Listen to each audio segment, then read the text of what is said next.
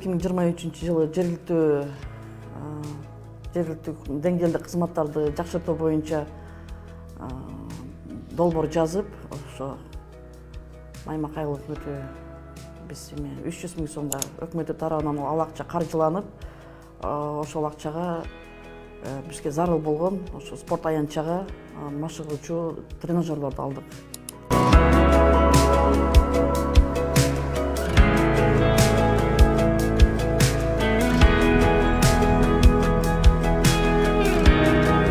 Жети тренажер жалпы келди.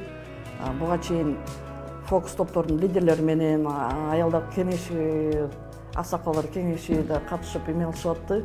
Ошо эң көйгөй маселе ошо бизде спорт аянтчыбыздын жоктугу, анткени ошо кыймыл аракет аздыктан көп оорулар пайда болот деп ошо эң биринчи көйгөй болуп ошону чыгарганбыз.